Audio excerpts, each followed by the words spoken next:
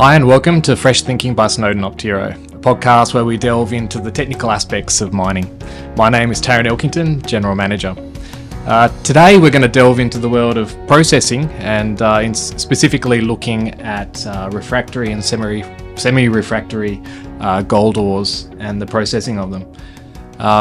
Joining me for this discussion, I've got Dr Leon Lorenzen, a metallurgical engineer with more than 40 years of experience in operations, research and consulting across many continents and commodities. Leon, it's great to have you here. It's a pleasure to be here. So firstly, maybe if you could explain to us what do we mean by refractory or semi-refractory ores? Refractory is a bit of a relative term. So what it means for somebody, for one person is different what it means for another person. But overall, we usually define refractory as when normal standard methods of processing is not producing the expected recoveries of the valuable metal, which in this case is gold. So as soon as you're not expecting, you're not extracting the expected amount of gold, it can become semi-refractory or refractory.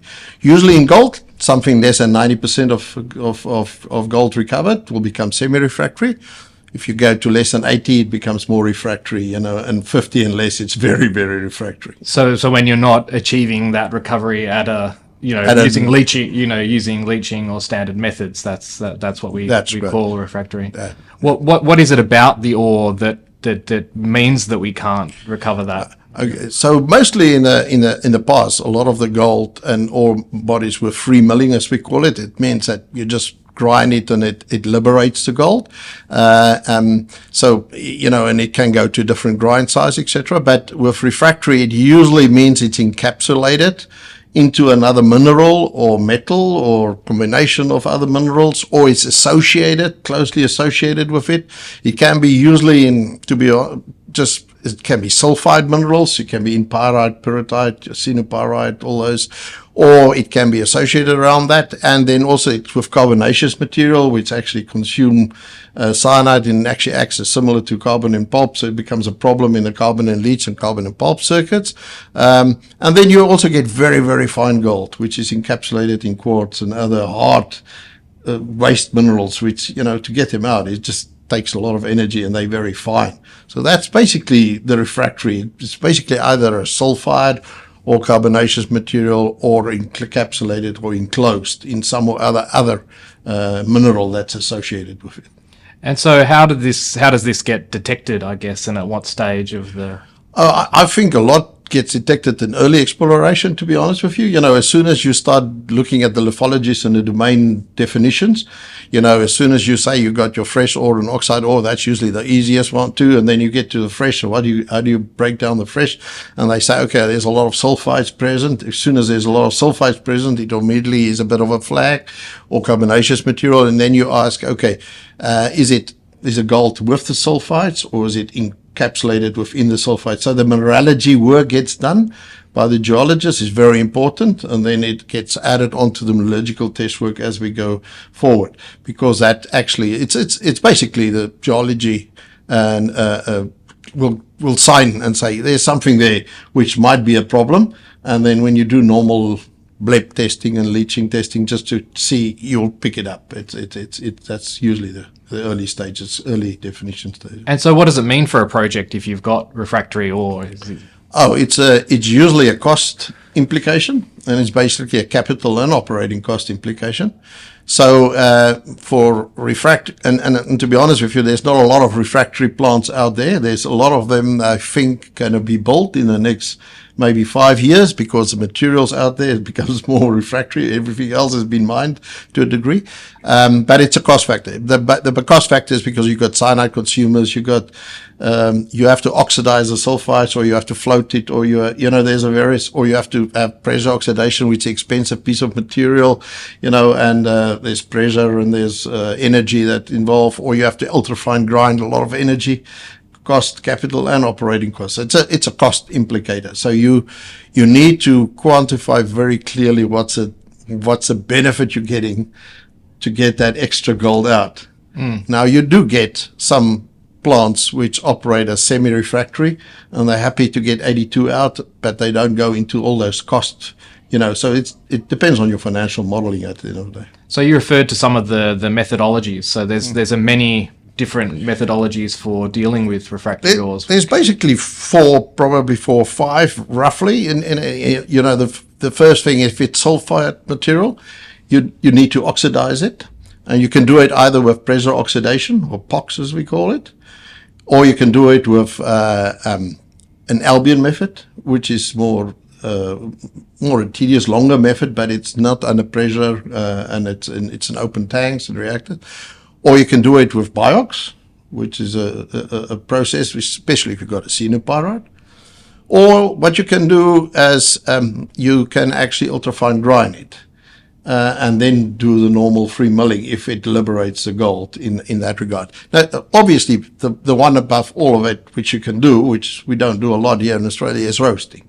You can still concentrate it, send it off to a roaster, and you can roast it, and that will do the job. So you have to build a roaster. That's the first. So roasting, POX, Albion, which is all oxidation processes to a degree, BIOX, which is more destroying the xenopyrite, and then ultrafine grinding, which is actually not doing anything like that, but actually just trying to liberate the gold if it can be done. And so what would dictate whether you would use one processing path over the other? Okay, roasting, as I said, roasting, POX and Albion, I'll explain now. With regards to BIOX, is if you have xenopyrite. Basically, if you've got a lot of xenopyrite and gold's there associated with it, you want to break the iron down so you get BIOX, so you can eat the iron, use iron as basically to live off, and then you break the arsenic and the iron and the whole boundary, chemical bound down, so you can actually extract the gold thereafter with normal processing. With regards to ultrafine grinding, is when the gold's not really always locked.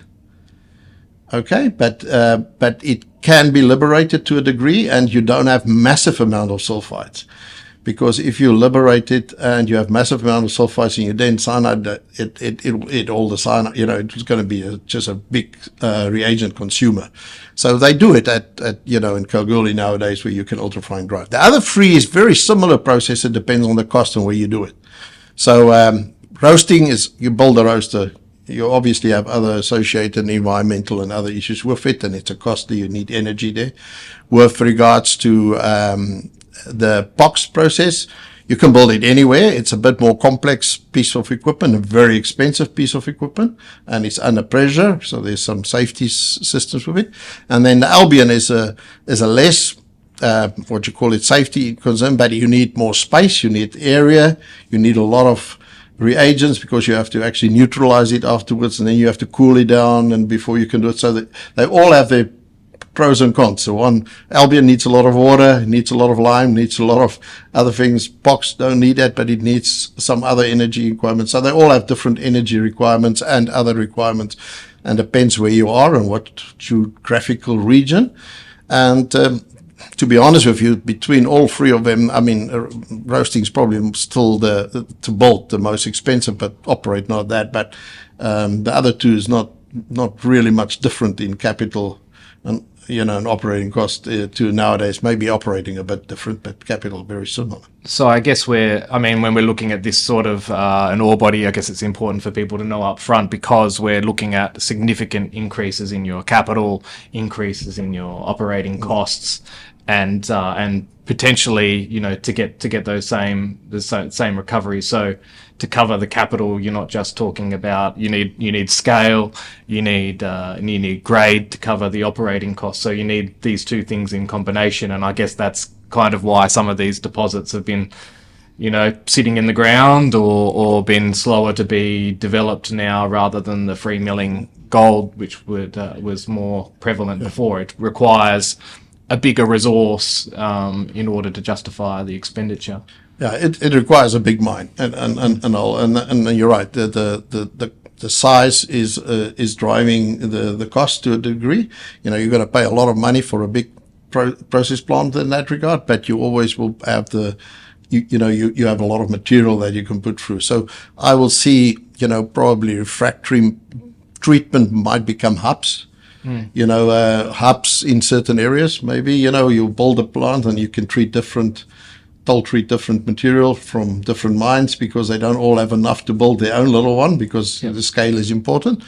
Or you might have just a big deposit. I mean, and there's some of them up in the Pilbara, which there's some big deposits which going to build big processing plants, which will be refractory plants. But it's big enough for the one mining company to actually go and build it and operate it. Yeah. What are some of the examples of operating refractory plants at the moment? I think there's quite a few. I mean, BIOX, there's a few in Tasmania and Victoria and South Africa, which which been around for a while. On the refractory side, there's Lair is a good example, which we all know. I mean, Sunbury as well, which says, but the new ones, which is up in the pipeline, is the Grays Hemi project, is definitely one of those up there. It's a 10 million ton, it's a big plant, and it's going to go, looks like it's going to have POX. There's quite a few. I mean, the Albion process is owned by Glencore, so they do have a few Albion processes in certain plants, etc. as well. So there's a few of them around. But it's one of those. There's also some really in the past, some really failures on it as well. And so there's always been a look at it. Is it really worthwhile? So I think as we go forward and some of these get more built and into operations, you'll probably see it more. But to be honest with you, I can't see just because of cost and things, small, medium-sized refractory plants, it's going to cost you a lot of money. You'll have to have really good grades, so the grade is also driving it to a great extent. So if the grades is good enough, but it usually go with underground mining as well. So mining change, okay. A lot of things change. So there's a lot of cost factors that drives it. Yeah. But there's quite a few of them around, but they're not. There's, you have to go and look for them in a certain way. No, it's interesting. I think, obviously, sounds as if it's going to be something to be more prevalent in the future, and something I think particularly for investors to be aware of when they hear those words and what the implications of it. So. Yeah, so thanks very much for sharing some of that knowledge. Obviously, when you when you get a refractory ore, it's important to get good advice about what to do, what to do about it, and get good design into those projects. Right? No, it's a pleasure. Thanks. So that draws our podcast to a close. Thank you very much for joining us, Leon, for this one, and hope you enjoyed it. If you enjoyed it, please subscribe to our YouTube or Spotify channels, and continue to listen along to future Fresh Thinking podcasts.